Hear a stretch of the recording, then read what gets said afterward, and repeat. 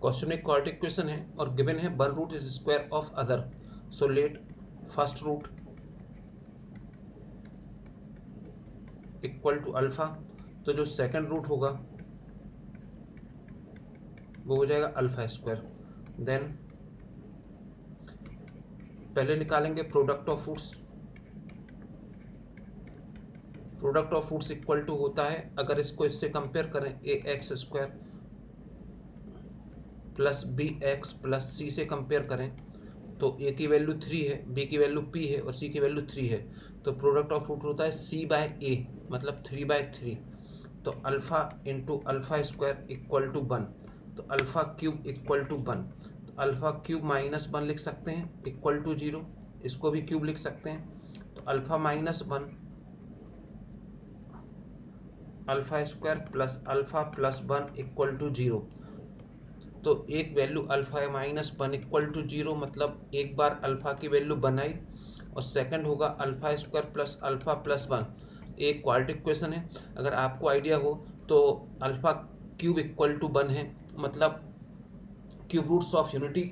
तो यहाँ से एक इसके 3 रूट्स निकलते हैं इस इक्वेशन के, ए रूट्स होंगे 1 ओमेगा एंड ओमेगा स्क्वायर। अगर आपको नहीं मालूम है तो पहले आप पढ़ो कि alpha cube roots of unity, cube roots of unity मतलब यहाँ से अगर अल्फ़ा इक्वल टू होगा तो 1 के ऊपर 1/3, तो 3 रूट्स निकलेंगे 1 ओमेगा और ओमेगा स्क्वायर। ठीक है, अब क्या करेंगे कि देन सम ऑफ रूट्स, अभी प्रोडक्ट ऑफ रूट्स निकाला था, अब सम ऑफ रूट्स निकालेंगे। सम ऑफ रूट्स इक्वल टू होता है -b/a, तो b की वैल्यू p है और a की वैल्यू 3 है, तो alpha plus alpha square equal to -p/3। अब देखिए अल्फ़ा की 3 वैल्यू है अपने पास, 1 ओमेगा और ओमेगा स्क्वायर।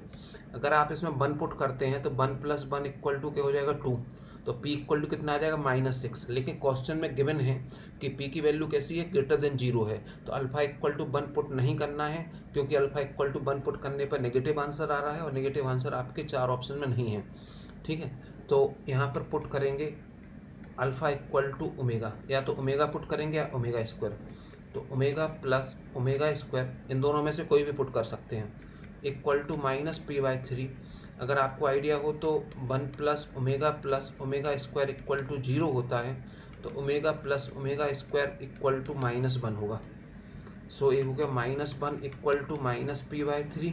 सो p की जो वैल्यू आई वो 3, तो ये आंसर है।